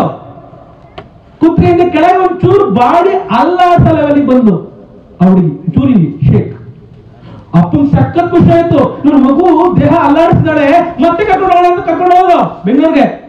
ಕರ್ಕೊಂಡೋಗಿ ಅಲ್ಲಿ ಯಾರೋ ಅದೃಷ್ಟಕ್ಕೇನೋ ಒಳ್ಳೆ ಡಾಕ್ಟರ್ ಸಿಕ್ಬಿಟ್ರು. ಮಗು ದೇಹ ಸ್ವಲ್ಪ ಅಲ್ಲಾಡ್ತಿದೆ, ಟ್ರೈ ಮಾಡಿದ್ರೆ ಸ್ವಲ್ಪ ಜೀವ ಬರ್ಬೋದು. ಫಸ್ಟ್ ಆಪರೇಷನ್ ಅಲ್ಲಿ ಹೋಗಿ. ಈಗ ಅವಳಿಗೆ 40 ವರ್ಷ ಮಕ್ಕಳೇ ಕೇಳಿಸ್ಕೊಂಡ್ರೆ ವಿದ್ಯಾರ್ಥಿಗಳೇ, 33 ಆಪರೇಷನ್ ಆಗಿದೆ. 33 ಆಪರೇಷನ್ ಆಗಿದೆ. ಈಗ ಜೀವ ಎಲ್ಲಿ ಬಂದಿದೆ ಗೊತ್ತಾ? ಇಲ್ಲಿಂದ ತನಕ ಬಂದಿದೆ. ಕೈಗಳನ್ನ ಸಖತ್ತಾಗಿ ಆಡಿಸ್ತಾಳೆ, ಮೈಯನ್ನ ಈ ಕಡೆ ಕೈ ಸಖತ್ತಾಗಿ ಆಡಿಸ್ತಾಳೆ, ಶೋಲ್ಡರ್ ಗಳನ್ನ ತುಂಬಾ ಅದ್ಭುತವಾಗಿ ಆಡಿಸ್ತಾಳೆ. ಇವಳು ಏನ್ ಮಾಡೋದು ಗೊತ್ತಾ? ನಮ್ಮ ಭಾರತ ದೇಶದಲ್ಲಿ ಪ್ಯಾರಾ ಒಲಿಂಪಿಕ್ಸ್ ಅಂತ ನಡೆಯುತ್ತೆ. ಕೇಳಿದ್ರೆ ಒಲಿಂಪಿಕ್ಸ್ ಜೊತೆಗೆ ಪ್ಯಾರಾ ಒಲಿಂಪಿಕ್ಸ್ ಮೀನ್ಸ್ ಅಂಗವಿಕಲರಿಗೆ ಕ್ರೀಡಾಕೂಟ. ಅಂತ ಜಾಗಗಳಲ್ಲಿ, ನ್ಯಾಷನಲ್ ಪ್ಯಾರಾ ಜಾಗಗಳಲ್ಲಿ ಭಾರತಕ್ಕೆ 303 ಚಿನ್ನದ ಪದಕಗಳನ್ನು ತಂದುಕೊಟ್ಟಿದ್ದಾಳೆ. ಡಿಸ್ಕಸ್ ಥ್ರೋ ನಲ್ಲಿ, ಜಾವ್ಲಿನ್ ನಲ್ಲಿ, ರನ್ನಿಂಗ್ ರೇಸ್ ಮೀನ್ಸ್ ಯಾವ ತರ ಅಂತಂದ್ರೆ ವೀಲ್ ಚೇರ್ ರನ್ನಿಂಗ್ ರೇಸ್. ಈ ರೀತಿ ಹಲವಾರು ಕ್ಷೇತ್ರಗಳಲ್ಲಿ ಭಾರತಕ್ಕೆ 303 ಪದಕಗಳನ್ನು ತಂದುಕೊಟ್ಟಿದ್ದಾಳೆ. ಅವಳಿಗೆ ಇವತ್ತಿಗೂ ಕೂಡ ಸೊಂಟದಿಂದ ಕೆಳಗೆ ಜೀವವೇ ಇಲ್ಲ. ಇವತ್ತು ಇವಳ ಕ್ರೀಡಾಕೂಟದ ಕ್ಷೇತ್ರದ ಸಾಧನೆಯನ್ನ ಗಮನಿಸಿ ಸರ್ಕಾರ ಅವಳನ್ನ ಬೆಂಗಳೂರಿನ ಕಾರ್ಪೊರೇಷನ್ ಬ್ಯಾಂಕಿಗೆ ಮ್ಯಾನೇಜರ್ ಮಾಡಿ. ಅವಳು ಎಷ್ಟು ಬ್ರಿಲಿಯಂಟ್ ಅಂದ್ರೆ, ನನ್ನ ಅಕೌಂಟ್ ನಂಬರ್ ನೀವು ಯಾರು ಕೇಳಿದ್ರೆ ನಾನು ಒಂದ್ಸರಿ ತಲೆ ಕೆಡ್ಕೊಂತೀನಿ, ನಂದು 6400 ಏನೋ ಅಂತ ತಲೆ ಕೆಡ್ಕೊಂತೀನಿ. ಅವಳು ಹೇಗಿದ್ದಾಳೆ ಅಂದ್ರೆ, ಅವಳ ಬ್ಯಾಂಕಿನ 10,000 ಜನರ ಗ್ರಾಹಕರ ಪ್ರತಿಯೊಂದು ಅಕೌಂಟ್ ನಂಬರ್ ಅನ್ನ ವಿತ್ ಅಡ್ರೆಸ್ ಸಮೇತ ಹೇಳ್ತಾಳಲ್ಲಿ. ವಿತ್ ಅಡ್ರೆಸ್ ಸಮೇತ, ನೀನು ಈ ಊರು ನಿನ್ ಬ್ಯಾಂಕ್ ನಂಬರ್ ಅಕೌಂಟ್ ನಂಬರ್ ಅಂತ ಹೇಳ್ತಾಳೆ. ಇವತ್ತು ಮದುವೆ ಆಗ್ಲಿಕ್ಕೆ ಯಾರು ಒಪ್ಕೊಂಡ್ರೆ ಫಸ್ಟ್ ಇವಳು ಮದುವೆ ಆಗ್ಬೇಕಂತ, ಮತ್ತೆ ನಮ್ಮ ದೇಶ ಸ್ಥಿತಿ ಇರುತ್ತಲ್ಲ, ಇಂಥಳು ಹೆಂಗ್ ಮದುವೆ ಆಗೋದು ಅಂತ ಬಿಟ್ಟು ಅದನ್ನ ಸುಮ್ಮನಾಗಲ್ಲ, ಬೇಸರಾಗಲ್ಲ ಅವಳಿಗೆ. ನಾನು ಮದುವೆ ಆಗಿದ್ರೆ 1 ಮಗುಗೆ 2 ಮಗುವೆಲ್ಲ ತಾಯಿ ಆಗ್ತಿದ್ದೆ, ಇವತ್ತು ನನಗೆ 40 ಜನ ಮಕ್ಕಳು ಅಂತಾಳೆ. ಕಾರಣ ಏನ್ ಗೊತ್ತಾ? ಅವಳು ಮಾತೃ ಸಂಸ್ಥೆ ಅಂತ ಒಂದು ಸಂಸ್ಥೆ ಕಟ್ಕೊಂಡು ಇದೇ ರೀತಿ ಅಂಗವಿಕಲರಾದಂತ ಹಲವಾರು ಜನರನ್ನ ಸಾಕ್ತಾ ಇದ್ದಾಳೆ. 40 ಜನರನ್ನ. ನಾನು ಏನಕ್ಕೆ ಕೇಳ್ತಿದ್ದೀನಪ್ಪ ಅಂದ್ರೆ, ನಮ್ಮ ಹೈಸ್ಕೂಲ್ ಅಲ್ಲಿ ಪಿ ಟೀಚರ್ಸ್ ಗಳಿಗೆ ಒಂದು ಸಮಸ್ಯೆ. ಮಗು 100 ಮೀಟರ್ ಓಡಪ್ಪ ಅಂದ್ರೆ ಸರ್ ಮುಳ್ಚುಟ್ಕಡೆ ಸರ್ ಸೊಂಟ ನೋಡ್ತೇನೆ ಸರ್ ಹೊಟ್ಟೆ ಒಂಥರ ಆಗ್ತೇವೆ ಸರ್. ನಾನು ಅವರೆಲ್ಲ ಹೇಳೋದೇನು ಗೊತ್ತಾ, ನಮ್ಗೆ ಎರಡು ಕಾಲು, ಎರಡು ಕೈ, ಎರಡು ಕಿವಿ, ಎರಡು ಕಣ್ಣು, ಮೂಗು, ಬಾಯಿ ಎಲ್ಲ ನೆಟ್ಗಿದೆ. ನಾವು ನಮ್ಮ ಸ್ಕೂಲ್ಗೆ ಒಂದು ಕಂಚಿನ ಪತ್ರನೂ ತಂದ್ಕೊಡಕ್ಕಾಗಿಲ್ಲ. ಸೊಂಟ ನೆಟ್ಟಿಗೆಲ್ಲದಂತಹ ಅವಳ ಹೆಸರು ಮಾಲತಿ ಹೊಳ್ಳ ಅಂತ. ಅವಳು ಭಾರತಕ್ಕೆ 300 ಮೂರ್ತಿಗಳನ್ನು ಹೇಗೆ ತಂದ್ಕೊಟ್ಲು ಅಂತ ಪ್ರತಿದಿನ ಹೇಳ್ತಿರ್ತೀವಿ ಮಕ್ಕಳಿಗೆ. ಹಾಗಾದ್ರೂ ಚೂರಿಸ್ಬೇಡ ಆಗ್ಲಿ. ಇವತ್ತಿಗೂ ನೀವು ಹೋಗಿ ಯೂಟ್ಯೂಬ್ ಹೋಗಿ ಸುಮ್ಮನೆ ಟೈಪ್ ಮಾಡಿ ಮಾಲತಿ ಹೊಳ್ಳ ಅಂತ, ನಿಮಗೆ ಸಿಗ್ತಾಳು. ಇನ್ನೂ ನಿಮ್ಗೆ ನಮ್ಮ ದೊಡ್ಡರಿಗೆ ಗೊತ್ತಿರುತ್ತೆ, ಡಾಕ್ಟರ್ ರಾಜ್ಕುಮಾರ್ ಅವರ ಫಿಲಂ ಕಾಮನಬಿಲ್ಲು ಅಂತ. ಆ ಕಾಮನಬಿಲ್ಲು ಫಿಲಂ ಅಲ್ಲಿ ಕೊನೆಯದಾಗಿ ಡಾಕ್ಟರ್ ರಾಜ್ಕುಮಾರ್ ಮದುವೆ ಆಗ್ತಾನೆ ಸಪ್ತಾಪತಿಯಲ್ಲಿ ಕೈ ಹಿಡ್ಕೊಂಡು ಒಂದು ಲೇಡಿಯಲ್ಲಿ. ಅವಳೇ ಮಾಲತಿ ಹೊಳ್ಳ. ಯಾಕೆ ಹೇಳಿದ್ನಪ್ಪ ಇದನ್ನೆಲ್ಲ ಅಂತಂದ್ರೆ, ನಮಗೆ ಹಲವಾರು ನ್ಯೂನತೆಗಳಿರ್ತದೆ, ಹಲವಾರು ಸಮಸ್ಯೆಗಳಿರ್ತದೆ, ಹಲವಾರು ತೊಂದರೆಗಳಿರ್ತವೆ. ನಾವು ಆ ತೊಂದರೆಗಳನ್ನೇ, ನ್ಯೂನತೆಗಳನ್ನೇ, ಸಮಸ್ಯೆಗಳನ್ನೇ ಬದಿಯಾಕಿಕೊಂಡು ನನ್ನ ಕೈಲಾಗಲ್ಲ, ನನ್ನ ಕೈಲಾಗಲ್ಲ, ನನ್ನ ಕೈಲಾಗಲ್ಲ ಅಂತಿರ್ತೀವಿ. ಆದ್ರೆ ಒಂದು ಕಾಲು ಕಟ್ಟಾದಂತಹ ಅರುಣಿಮಾ ಸಿಂಹ 8848 ಮೀಟರ್ ಎತ್ತರವಿರುವಂತಹ ಮೌಂಟ್ ಎವರೆಸ್ಟ್ ಅನ್ನ ಏರ್ಲಿಕ್ಕೆ ಸ್ಫೂರ್ತಿ ಅವಳ ಚಿಂತನೆ. ಹುಟ್ಟುತ್ತಲೇ ಪೋಲಿಯೋ ಪೀಡಿತ ರೋಗಿಯಾಗಿ ಮೆರೆದಂತಹ ವಿಲ್ ಡುರಾಂಟ್ ಅನ್ನುವಂತಹ ಒಬ್ಬ ಮಹಿಳೆ, ಅಮೆರಿಕದ ಮಹಿಳೆ, 100 ಮೀಟರ್ಸ್ ಅಲ್ಲಿ, 400 ಮೀಟರ್ಸ್ ರಿಲೇಯಲ್ಲಿ, 200 ಮೀಟರ್ಸ್ ಅಲ್ಲಿ, ಜೊತೆಗೆ ಇನ್ನು ಒಂದು ಇದರಲ್ಲಿ 4 ಚಿನ್ನದ ಪದಕಗಳನ್ನ ಅಮೆರಿಕಾಗೆ ತಂದುಕೊಟ್ಟಂತಹ ಅವಳು. ಇವೆಲ್ಲವನ್ನ ಜ್ಞಾಪಿಸ್ಕೊಳ್ತಾ ಹೋದ್ರೆ ನಾವು ಎಲ್ಲಿದ್ದೀವಿ, ಯಾವ ಹಂತದಲ್ಲಿದ್ದೀವಿ, ಯಾವ ಊರಲ್ಲಿದ್ದೀವಿ ಅಂತ ಅನ್ಸುತ್ತೆ. ಸೊ ದಯಮಾಡಿ ನಾನು ಹೇಳೋದಷ್ಟೇ, ಸಮಸ್ಯೆಗಳಿಗೆ ಬಲಿಯಾಗಬೇಡಿ. ಸಮಸ್ಯೆಗಳಿದೆ ಅಂತ ಹೇಳ್ಕೊಂಡು ಕುತ್ಕೊಂಡು ಮೂಲೆಯಲ್ಲೇ ಕೂರೋದು ಬೇಡ. ನನಗೆ ಸಾಧ್ಯ, ಎಲ್ಲವೂ ಸಾಧ್ಯ. ಸ್ವಾಮಿ ವಿವೇಕಾನಂದ ಯಾವ ಹೇಳೋದು, ಕಬ್ಬಿಣದಂತ ಮಾಂಸಖಂಡ, ಉಕ್ಕಿನ ನರಮಂಡಲ, ವಿದ್ಯುತ್ತಿನ ಇಚ್ಛಾಶಕ್ತಿಯನ್ನು ತೆಗೆದು ನಿಮ್ಮ ಕಾಲ ಮೇಲೆ ನಿಲ್ಲಿ ಅಂತ. ಅಗೋ ನೋಡು ಗುಡ್ಡ ಅಂದ್ರೆ ಸರ್ ತುಂಬಾ ಸಕ್ಕರಾಗಿ ನೋಡೋದಲ್ವಂತೆ, ಇದನ್ನ ಪುಡಿ ಮಾಡ್ಬೇಕ ಇವಾಗ ಅನ್ಬೇಕಂತೆ. ಅಷ್ಟು ಅದ್ಭುತ ಜ್ಞಾನಶಕ್ತಿಯನ್ನ, ಕ್ರಿಯಾಶಕ್ತಿಯನ್ನ, ಆತ್ಮಶಕ್ತಿಯನ್ನ ಬೆಳೆಸ್ಕೊಂಡು ನಾವು ಎಚ್ಚೆತ್ಕೊಂಡು ನಿಂತಾಗ ಮಾತ್ರ ನಮ್ಮ ಯಶಸ್ಸು ಸಾಧ್ಯ. ಸೊ ಅದರಿಂದ ದಯಮಾಡಿ ಆ ರೀತಿಯ ಗಟ್ಟಿತನದ ಯೋಗ ಪಡೆ ನಿಮ್ದಾಗ್ಲಿ ಅಂತ ಹೇಳ್ತಾ, ಆ ಯೋಗ ಪಡೆಯನ್ನ ಇದುವರೆಗೂ 2007ರಿಂದನೂ ಸುಟ್ಟಿದಂತಹ ನಾಗೇಶ್ ಅವರಿಗೆ ಮತ್ತೊಮ್ಮೆ ಧನ್ಯವಾದಗಳನ್ನು ಹೇಳ್ತಾ, ಸೊ ಅವ್ರ ಬಗ್ಗೆ ನನಗೆ ಸಂಪೂರ್ಣ ಪರಿಚಯ ಇಲ್ಲ. ಯಾಕೆ ಗೊತ್ತಾ, ನಾನು ಆಲ್ಮೋಸ್ಟ್ ವರ್ಕ್ ಮಾಡಿದ್ದು ಈ ನಾನು ಹುಟ್ಟಿದ ತಾಲೂಕಿದೆ ತಿಪ್ಟೂರೆ, ಬಟ್ ವರ್ಕ್ ಮಾಡಿ ಚಿನ್ನಹಳ್ಳಿಯಲ್ಲಿ ಜಾಸ್ತಿ. 14 ವರ್ಷ ಅಲ್ಲೇ HM ಆಗಿದ್ದೆ. ಅದಕ್ಕೆ ನಾವು ಮುಂಚೆ ಗುಬ್ಬಿ ತಾಲೂಕಲ್ಲಿ 5 ವರ್ಷ HM ಆಗಿದ್ದೆ. ನೋಡಿ ನಾನು ನೋಡಿ ನಿಮ್ಗೆ ಅನ್ಸುತ್ತಾ 20 ವರ್ಷ ಸರ್ವಿಸ್ ಆಗಿದೆ ನನ್ನ ಶಿಕ್ಷಕನ ಕ್ಷೇತ್ರದಲ್ಲಿ, ಅನ್ಸುತ್ತಾ ನಿಮ್ಗೆ? ಕಾರಣ ಏನ್ ಗೊತ್ತಾ, ನಾನು ಯಾವಾಗ್ಲೂ ಇಷ್ಟಪಡೋದು ಯಾರನ್ನು ಗೊತ್ತಾ, ಯೂತ್ಸ್ ಅನ್ನು. ಯಾವಾಗಲೂ ಯೂತ್ ಜೊತೆಲೇ ಇರ್ತೀನಿ. ಅದಕ್ಕೆ ನಾನು ಕೂಡ ಯೂತ್ ಆಗೇ ಇರ್ತೀನಿ. ನಾನು ಎನಿ ಟೈಮ್ ಯೂತ್ ಆಗಿರ್ತೀನಿ. ಹಂಗೆ ನೀವು ಅಷ್ಟೇ, ನೀವು ಯೂತ್ ಇಷ್ಟಪಡಿ, ಯೂತ್ ಜೊತೆಲೇ ಇರ್ರಿ, ಯೂತ್ ಆಗೇ ಇರ್ತೀರಾ, ಯೂತ್ ಐಕನ್ ಆಗೇ ಇರ್ತೀರಾ. ಹಾಗೆ ತುಂಬಾ ಚೆನ್ನಾಗಿ ಯಾರೊಬ್ರು ಕೇಳ್ತಾರಂತೆ, ಅಣ್ಣಾಚಾರ್ಯ ಅಂತ ಹೆಸರು ಕೇಳಿದ್ರ? ಬಹುತೇಕ ಕೇಳಿಲ್ಲ, ಇತ್ತೀಚೆಗೆ ಆಗಿದ್ದ ಘಟನೆ. ಅಣ್ಣಾಚಾರ್ಯ ಅಂತ ಭ್ರಷ್ಟಾಚಾರ ತೊಲಗಿಸುವಂತ ಒಂದು ಚಳವಳಿ ಮಾಡಿದ್ರು. ಅವರ ವಯಸ್ಸು ಎಷ್ಟು ಗೊತ್ತಾ, 78. ಯಾರೊಬ್ರು ನ್ಯೂಸ್ ಪೇಪರ್ ಅಲ್ಲಿ, ನ್ಯೂಸ್ ಚಾನಲ್ ಕೇಳಿರುತ್ತೆ, ಅಣ್ಣ ಅಂತ ಅವ್ರ ಹೆಸರು, ಅಣ್ಣ ನೀವು ನೋಡಿದ್ರೆ 78, ಅದು ನಿಮ್ಮಿಂದೆಲ್ಲ 18, 28 ಯಾಕೆ ಅಂತ ಕೇಳಿದ್ರಂತೆ. ಅಂದ್ರೆ ಅರ್ಥ ಅವ್ರು ಫಾಲೋ ಮಾಡಲ್ಲ 18 ವರ್ಷ 28 ವರ್ಷ ಯಾಕೆ ಅಂತ. ಆಗ ಅವ್ರು ಹೇಳ್ತಾರೆ, ನನ್ನನ್ನ ಫಾಲೋ ಮಾಡ್ತಿರೋದು 78ರ ಈ ದೇಹವನ್ನಲ್ಲ, ನನ್ನ ಒಳಗೆ ಅಡಕವಾಗಿರುವ 18, 28ರ ಆತ್ಮವನ್ನ ಅಂತ ಹೇಳ್ತಾರೆ. ಸೊ ಆ ರೀತಿ ಆತ್ಮ 18, 28 ನಾವು ಸದಾ ಯುವಕರಾಗಿರ್ಬೋದು. ನಾಗೇಶ್ ಸರ್ ನೋಡಿದ್ರೆ ಅನ್ಸುತ್ತೆ ನನಗೆ 60 ವರ್ಷ ಆಯ್ತು ಅನ್ಸುತ್ತಾ, ಸದಾ ಯುವಕತನದಲ್ಲೇ ಇರ್ತಾರೆ. ಯಾಕಂದ್ರೆ ಸಂತೋಷ್ ಸಂಗೀತ ಕೇಳಿ ತುಂಬಾ ಸಖತ್ತಾಗಿದೆ, ND ಸರ್ ಹೇಳಿದಲ್ಲ ಈಗ ಸಂಗೀತ ಪ್ರಿಯರು ಅಂತ. ಸಂತೋಷ್ ಇದನ್ನು ಕೇಳಿ ಸಖತ್ತಾಗಿದೆ ಅಂದ್ರೆ ಆ ರೀತಿಯ ಉತ್ಸಾಹ, ಜೀವನೋತ್ಸಾಹ ಬೇಕು ನಮ್ಗೆ. ಅದ್ ಬಿಟ್ಬಿಟ್ಟು ನಮ್ಮ ಮಕ್ಳು ಹೆಂಗಿರ್ತಾ ಗೊತ್ತಾ, ಮಕ್ಳ 10th ಆಮೇಲೆ ಏನ್ ಮಾಡ್ತಾರೆ, ನೋಡೋಣ ಆಗ ಸತ್ತೋಗಿರ್ತಾರ ಅವ್ರು. ನೋಡೋಣ ಸರ್ ಅರ್ಥೇನೋ, ಟಿಕೆಟ್ ತಗೊಂಡ್ರು ಅಂತ ಸೈನ್ಸ್ ಅಂತೀವಿ, ಆರ್ಟ್ಸ್ ಅಂತೀವಿ, ಕಾಮರ್ಸ್ ಅಂತೀವಿ, ನೋಡೋಣ ಸರ್ ಮಾರ್ಕ್ಸ್ ಬರ್ರಿ ನೋಡಿ. ನಾವೆಲ್ಲ ಹೆಂಗಿರ್ತೀವಿ, ಆಗ್ಲೂ ಹೋಗಿರ್ತೀವಿ. ನಾನು ಅದಕ್ಕೆ ನನ್ನ ಮಕ್ಳಿಗೆ ಹೇಳ್ತಿರ್ತೀನಿ, ನಮ್ಮ ಹುಡುಗರಿಗೆ ಕರೆಂಟ್ ಹೊಡೆದ್ ಕಾಯ್ಕೊಳ್ತಾರೆ ಇರ್ಬೇಡ ಕಣ್ರಪ್ಪ, ಕರೆಂಟ್ ಹೊಡೆಸಿಕೊಂಡಂತ ಕಾಯ್ಕೊಳ್ತಾರೆ ಇರ್ರಿ ಅಂತ. ಅರ್ಥ ಆಯ್ತಾ ಹೇಳಿ ಎಲ್ಲದು? ಕರೆಂಟ್ ಹೊಡೆದ್ ಕಾಯ್ಕೊಳ್ತಾರೆ ಇಡ್ಬೇಡ್ರಿ, ಕರೆಂಟ್ ಹೊಡೆಸಿಕೊಂಡಂತಹ ಕಾಯ್ಕೊಳ್ತಾರೆ ಇರ್ರಿ ಅಂತ. ಅದ್ರ ಅರ್ಥ ಹೆಂಗ್ ಗೊತ್ತಾ, ಮೈಯಲ್ಲಿ ವಿದ್ಯುತ್ತಿನ ಸಂಚಾರ ಆದ್ರೆ ಪಟ್ಟನೆ ಗೆದ್ದು ನಿಲ್ತೀವಿ, ರೋಬೋಟ್ ನಿಲ್ತಲ್ಲ ಹಂಗೆ. ಕರೆಂಟ್ ಹೊಡೆದಾಗ ಹೆಂಗಿರುತ್ತೆ, ರೆಕ್ಕೆನ ತಕ್ಕೆ ಬಿತ್ತಿರುತ್ತೆ. ಸೊ ಆ ರೀತಿ ಆಗೋದು ಬೇಡ ನಾವು. ಸೊ ಆ ರೀತಿ ನಾವೆಲ್ಲ ಆಗೋಣ ಅಂತ ಹೇಳ್ತಾ, ತುಂಬಾನೇ ವಿಚಾರಗಳಿದೆ. ಸರ್ ಕೇಳಿದ್ರು, ಸರ್ ಎಷ್ಟು ನಿಮಿಷ ಮಾತಾಡ್ತೀರ ಅಂತ. ಏನ್ ಮಾತಾಡ್ತೀರ, ಪಾಯಿಂಟ್ ಏನಾದ್ರು ಹಾಕಿ ಬಂದಿರಂತ. ನಾನು ಕೇಳಿದೆ, ನಾನು ಯಾವತ್ತು ಯಾವ ಭಾಷಣದಲ್ಲೂ ಪಾಯಿಂಟು ಹಾಕಲ್ಲ ಸರ್, ಏನ್ ಮಾತಾಡ್ತೀನಿ ಯೋಚನೆ ಮಾಡಲ್ಲ. ನಾನು ಮಾತಾಡೋದು ಎಲ್ಲಿ ಬರ್ತಿರ್ತಪ್ಪ ಅಂದ್ರೆ ಕೇಳುವವರ ಕಣ್ಣಲ್ಲಿ ಬರ್ದಿರುತ್ತೆ ಅಂತ ಹೇಳ್ತಿದ್ದೆ. ಈಗ ಹೇಳ್ತಿದ್ದೆ ಅರೆ ನೀವು ಹೆಂಗ್ ಕೇಳ್ತೀರಾ ಅದು ವಿಚಾರ ಹೇಳ್ತೀನಿ. ಈಗ ಗಲಾಟೆ ಮಾಡಿ ಹಿಂದ್ಗಡೆ ಕುತ್ಕೊಂಡು ಯಾರೋ ಒಬ್ಬ ಗಲಾಟೆ ಮಾಡ್ಬಿಟ್ರೆ ಎರಡು ಮಾತಾಡಿ ಟಾಟಾ ಬಾಯ್ ಬಾಯ್ ಅಂತೀವಿ. ಇಲ್ಲ ಕೇಳಕ್ ತುಂಬಾ ಉತ್ಸಾಹ ಇದೆ ಅಂತಂದ್ರೆ ಇನ್ನೊಂದೆರಡು ಹೇಳೋಣ ಅನ್ಸುತ್ತೆ. ಸೊ ಆ ರೀತಿಯ ಚಿಂತನೆ ಇರೋದ್ರಿಂದ ನೀವೆಲ್ಲ ತುಂಬಾ ಚೆನ್ನಾಗಿ ಕೇಳಿದ್ರೆ. ಕೊನೆಯದಾಗಿ ನನ್ನ ಒಂದು ಸಣ್ಣ ವಿಚಾರವನ್ನು ಹೇಳಲೇಬೇಕು ಕಡ್ಡಾಯವಾಗಿ. ಯಾಕೆಂದ್ರೆ ನಮ್ಮ ಯೂತ್ ತುಂಬಾ ಜನ ಇದ್ದೀರ, ಅದಕ್ಕೋಸ್ಕರ 8ನೇ ಕ್ಲಾಸ್ ಒಂದ್ಸರಿ ಪಾಠ ಮಾಡ್ತಿದ್ದೆ, ತುಂಬಾ ಬೆಟರ್ ಆಯ್ತು. ಸೋಷಿಯಲ್ ನಾನು ಎಲ್ಲ ಪಾಠ ಮಾಡ್ತೀನಿ, ಎಲ್ಲ ಸಬ್ಜೆಕ್ಟು ಸೋಷಿಯಲ್ ಪಾಠ ಮಾಡ್ತಿದ್ದೆ. ಆಗ ಕ್ವಶನ್ ಕೇಳಿದೆ, ಮಕ್ಕಳ ಜಗತ್ತಿನಲ್ಲಿ ಅತ್ಯಂತ ಮುಂದುವರೆದ ರಾಷ್ಟ್ರ ಯಾವುದು? ಒಬ್ಬರಿದ್ದ ಸರ್ ಅಮೆರಿಕ, ಇನ್ನೊಬ್ಬ ಫ್ರಾನ್ಸ್, ಇನ್ನೊಬ್ಬ ಇಂಗ್ಲೆಂಡ್, ಇನ್ನೊಬ್ಬ ಆಸ್ಟ್ರೇಲಿಯಾ, ಇಂಗ್ಲೆಂಡ್. ಒಂದು 20 ಪಟ್ಟಿ ನೋಡಿದೆ ದೇಶನ. ಕೊನೆಗೆ ಇನ್ನೂ ಕ್ವಶನ್ ಕೇಳಿದೆ, ಮಕ್ಕಳ ಜಗತ್ತಿನಲ್ಲಿ ಅತ್ಯಂತ ಹಿಂದುಳಿದ ರಾಷ್ಟ್ರ ಯಾವುದು ಅಂದ್ರೆ ಎಲ್ಲರೂ ಒಟ್ಟಿಗೆ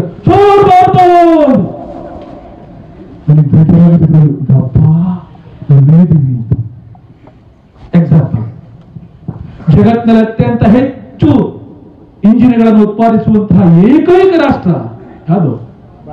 ಭಾರತ. ಜಗತ್ತಿನಲ್ಲಿ ಅತ್ಯಂತ ಹೆಚ್ಚು MBBS ವೈದ್ಯರನ್ನ ಉತ್ಪಾದಿಸಿ ಬೇರೆ ಬೇರೆ ದೇಶಗಳಿಗೆ ಕಳಿಸಿರುವ ಏಕೈಕ ರಾಷ್ಟ್ರ. ಜಗತ್ತಿನಲ್ಲಿ ಅತ್ಯಂತ ಹಾಲನ್ನು ಉತ್ಪಾದಿಸುವ ರಾಷ್ಟ್ರ. ಜಗತ್ತಿನಲ್ಲಿ ಅತ್ಯಂತ ಹೆಚ್ಚು ಭತ್ತವನ್ನು ಉತ್ಪಾದಿಸುವ ರಾಷ್ಟ್ರ. ಜಗತ್ತಿನಲ್ಲಿ ಅತ್ಯಂತ ಹೆಚ್ಚು ಚಿನ್ನವನ್ನು ಹೆಗಲ ಮೇಲೆ ಹಾಕಿಕೊಂಡು ಓಡಾಡುವ ಹೆಂಗಸರನ್ನು ಹೊಂದಿರುವ ರಾಷ್ಟ್ರ. ಸುಮ್ಮನೆ ಸಮೀಕ್ಷೆ ಹೇಳುತ್ತೆ. ಜಾರ್ಖಂಡ್ ಅಂತ ಹೆಸರು ಕೇಳಿದ್ರ? ಜಾರ್ಖಂಡಿನ ಕೆಳಭಾಗದಲ್ಲಿ ಒಂದು ಅದಿರಿದೆ ಅಂತೆ, ಮ್ಯಾಂಗನೀಸ್ ಕಪ್ಪು ಕಪ್ಪು ಅದಿರು. ಆ ಅದಿರನ್ನ ವಿಶ್ವ ಮಾರುಕಟ್ಟೆಯಲ್ಲಿ ಇಟ್ಟು ಮಾಡಿದ್ರೆ ಅಮೆರಿಕವನ್ನು 10 ಸರಿ ಕೊಂಡ್ಕೋಬಹುದು. ಎಷ್ಟು ಸರಿ? ಇದು ಸುಮ್ಮನೆ ಮಾಹಿತಿ. ನನ್ನ ಪ್ರಶ್ನೆ, ಯಾರು ನೋಡ್ತೀವಿ ನಾವು? ಜಗತ್ತಿನ 5 ಸೂಪರ್ ಕಂಪ್ಯೂಟರ್ಗಳಲ್ಲಿ ನಾವು ತಯಾರಿಸಿದವರು ಒಂದು. ಜಗತ್ತಿನ ಕಡಿಮೆ ಖರ್ಚಿನಲ್ಲಿ ಮಂಗಳಯಾನ ಕೊಡಿಸುವಂತ ಏಕೈಕ ರಾಷ್ಟ್ರ. ಜಗತ್ತಿನ 64 ಕ್ರಯೋಜನಿಕ ಇಂಜಿನ್ಗಳನ್ನು ಬಾಹ್ಯಾಕಾಶದಲ್ಲಿ ಏಕಕಾಲದಲ್ಲಿ ಉಡಾವಣೆ ಮಾಡಲಿಕ್ಕೆ ಪ್ಲಾನ್ ಹಾಕಿರುವ ಏಕೈಕ ರಾಷ್ಟ್ರ. ಎಲ್ಲ ಭಾರತ ಆದ್ಮೇಲೆ ಹಿಂದುಳಿದ ರಾಷ್ಟ್ರ. ನಾವು ಹಿಂದುಳಿದ ರಾಷ್ಟ್ರನ ಸ್ವಾಮಿ ವಿವೇಕಾನಂದರು ಹಿಂಗೆ ಕೇಳಿರಂತೆ, ಯಾವಾಗ 1897ರಲ್ಲಿ ನೆನಪಿಸ್ಕೊಂಡ್ರೆ, ಈಗಲ್ಲ, ಈಗ ಚೆನ್ನಾಗಿತ್ತು ಭಾರತ. ಆಗ ಫುಲ್ಲು ಅನಾಗರಿಕರ ಅಸಂಸ್ಕೃತ ರಾಷ್ಟ್ರ ಅಂತ ಅಂದ್ಕೊಂಡಿದ್ರು. ಅದೇ ಟೈಮಲ್ಲಿ ಯಾರೊಬ್ರು ಬಂದು ಕೇಳಿದಂತೆ, ಸ್ವಾಮೀಜಿ 3.5 ವರ್ಷ ಈ ಅಮೆರಿಕ ಇಂಗ್ಲೆಂಡ್ಗಳಲ್ಲಿ ಓಡಾಡಿದ್ರ, ಮತ್ತೆ ನೀವು ಭಾರತಕ್ಕೆ ಹೋಗ್ತಾ ಇದ್ರ, ದರಿದ್ರ ಭಾರತಕ್ಕೆ, ನೋಡ್ರೆ ಪದ ಒಂದು, ಮತ್ತೆ ದರಿದ್ರ ಭಾರತಕ್ಕೆ ಹೋಗ್ತಾ ಇದ್ರ, ಏನನ್ಸುತ್ತೆ ಅಂದ್ರು. ನಮ್ಮಲ್ಲಿ ಗೊತ್ತಲ್ಲ, ಟಿವಿ ಬರ್ತಲ್ಲ, ಓಡ್ಬಿಡ್ತಾರೆ ಪ್ರಶ್ನರು, ನಿಮ್ಮ ಟೂತ್ ಪೇಸ್ಟ್ ಅಲ್ಲಿ ಉಪ್ಪಿದೆಯೇ ಆತರ ಕೇಳಿ. ಹೀಗೆ ಕೇಳಿದ್ರು. ಅವ್ರು ಸ್ವಾಮಿ ವಿವೇಕಾನಂದ ಏನ್ ಗೊತ್ತಾ, ಹಿಡ್ಕೊಂಡ್ಬಂದ್ಬಿಟ್ಟ ಮುಂದಕ್ಕೆ, ಬರಲಿ ಮೈಕ್ ತಗೊಂಡು ಹತ್ರಕ್ಕೆ ಹಿಡ್ಕೊಂಡ್ಬಿಟ್ಟು ಹೇಳ್ತಾರೆ, ನೋಡ ಕೇಳಿಸ್ಕೊ, ಪೇಪರ್ ಬರ್ತಿರ್ತಾರೆ ಬೆಳಿಗ್ಗೆ, ಬರೀ ಫಸ್ಟ್ ಬರೀ ಇತ್ತು.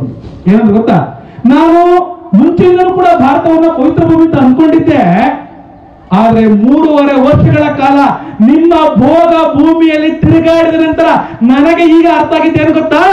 ಬರ್ಕೋ ಫಸ್ಟ್, ನನ್ನ ಭಾರತದ ಮಣ್ಣಿನ ಕಣಕಣ ಪವಿತ್ರ, ನನ್ನ ಭಾರತದ ಗಾಳಿ ಪವಿತ್ರ, ನನ್ನ ಭಾರತದ ನೀರು ಪವಿತ್ರ.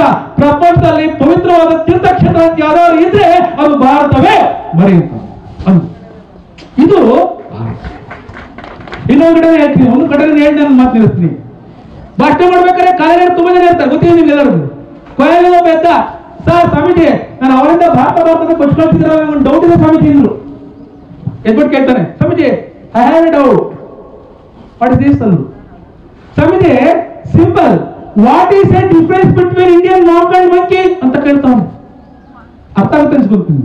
What is a difference between Indian monk and monkey ಅಂದ್ರೆ ಭಾರತೀಯ ಸನ್ಯಾಸಿಗೂ ಕೋತಿಗೂ ಏನು ವ್ಯತ್ಯಾಸ ಅಂತ ಕೇಳ್ತಿರೋದು. ಅಂದ್ರೆ ಸ್ವಾಮೀಜಿ ಏನ್ ಮಾಡ್ತಾರೆ, ಕೋತಿ ಅಂತ ಮುದ್ರಿಸ್ತಿರೋದು.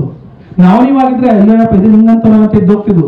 ಸ್ವಾಮೀಜಿ ಏನಂತ ಗೊತ್ತಾ, ಹೇಗಂಟ್ಲ ದೊಡ್ಡ simple, I am Indian monk, you are monkey. ಎಷ್ಟು ಆನ್ಸರ್ ನೋಡಿ, ಪಟ್ಟ ನಂಗೆ ಆನ್ಸರ್. ನೆಕ್ಸ್ಟ್ ಕ್ವಶನ್ ಕೇಳ್ದ, ಸ್ವಾಮೀಜಿ ನಿಮ್ಮೂರಲ್ಲಿ ಸಕ್ಕತ್ತು ಜನ ಮೂಢನಂಬಿಕೆ ಒದ್ದಾಡ್ತಾರಂತೆ. ಇಲ್ಲಪ್ಪ ಅಂದ್ರು. ಇಲ್ಲ ಸ್ವಾಮೀಜಿ ನಾನು ಕೇಳಿದೀನಿ, ಹುಡ್ತಿದಂಗೆ ಮಕ್ಕಳನ್ನ ನೀವಡಿಸ್ತಾರಂತೆ. ಇಲ್ಲ ಕಣ ಆತರದಿಲ್ಲ ಅಂತ ಹೇಳ್ತಾರೆ. ಇಲ್ಲ ಸ್ವಾಮೀಜಿ ನಾನು ಕೇಳಿದೀನಿ, ನೀವು ಭಾರತದಲ್ಲಿ ಹುಡ್ತಿದಂಗೆ ಮಗುವನ್ನ ನೀವಡಿಕೆ ಎಷ್ಟ್ಬಿಡ್ತಾರಂತೆ. ಎಷ್ಟು ಹೋಗ್ತಿಲ್ಲ ಅವನು. ಕೊನೆಗೆ ಅಂತ ಸ್ವಾಮೀಜಿ, ನಮ್ಮಮ್ಮ ನನ್ನನ್ನು ಕೂಡ ಹುಡ್ತಿದಂಗೆ ನೀವಡಿಕೆ ಸುದ್ಲು, ಈಚ್ಕೊಂಡು ನೋಡಿ ಎಷ್ಟು ಬಿಡ್ತೀವಿ ಅಂತ ಎದ್ದು. ಇನ್ನೊಬ್ಬ ಕನ್ನಡಕ್ಕೆ, ಸ್ವಾಮೀಜಿ ನಾನು ನೋಡ್ತಾ ಇದ್ದೀನಿ ಭಾರತ ಅಂತ ಕೊಚ್ಕೊಳ್ತಿರಲ್ಲ, ಸ್ವಾಮೀಜಿ ನೀವು ಶೂ ಹಾಕಿದ್ರೆ ತುಂಬಾ ಸಕ್ಕತ್ತಾಗಿದೆ ಸ್ವಾಮೀಜಿ, ಒಳ್ಳೆ ಕಂಪ್ನಿ ಶೂ. ಯಾವ ಶೂ, ಯಾವ ಕಂಪ್ನಿ ಸ್ವಾಮೀಜಿ, ಅದು ಯಾವ ದೇಶ ಸ್ವಾಮೀಜಿ ಅಂತ. ಮೇ ಬಿ ಅಮೆರಿಕ ಅಂದ್ರು. ಸ್ವಾಮೀಜಿ ನೀವು ಪ್ಯಾಂಟ್ ಹಾಕಿದ್ರ ತುಂಬಾ ಅದ್ಭುತವಾಗಿ ಸೂಟು, ಸ್ವಾಮಿ ಪ್ಯಾಂಟ್ ನೋಡಿದ್ರ ಆ ಥರದ್ದು. ಯಾವ ದೇಶ ಸ್ವಾಮೀಜಿ? ಫ್ರಾನ್ಸ್. ಸ್ವಾಮೀಜಿ ನೀವು ಕೋಟ್ ಹಾಕಿದ್ರೆ ತುಂಬಾ ಚೆನ್ನಾಗಿದೆ ಕೋಟು, ಅದು ಯಾವ ದೇಶದ್ದು? ಮೇ ಬಿ ಇಂಗ್ಲೆಂಡ್ ಅಂದ್ರು. ಅಲ್ಲ ಸ್ವಾಮೀಜಿ, ದೇಹ ತುಂಬಾ ಬೇರೆ ಬೇರೆ ದೇಶದ ಬಟ್ಟೆ ಹಾಕೊಂಡ್ಬಂದು ಇಲ್ಲಿ ಇಂಡಿಯಾ ಭಾರತ ಭಾರತ ಅಂತಿದ್ರಲ್ಲ, ಇದೆಂತ ಸ್ವಾಮೀಜಿ ಅಂದ. ಆಗ ಸಿಂಪಲ್ ಆಗಿ ಹೇಳ್ತಾರೆ ಸ್ವಾಮೀಜಿ, ಯಸ್ ಸ್ಟ್ಯಾಂಡ್ ಅಪ್ ಅಂತಾರೆ. ಅವನು ನಿಂದು ಯಾವ ದೇಶ ಅಂತಾರೆ.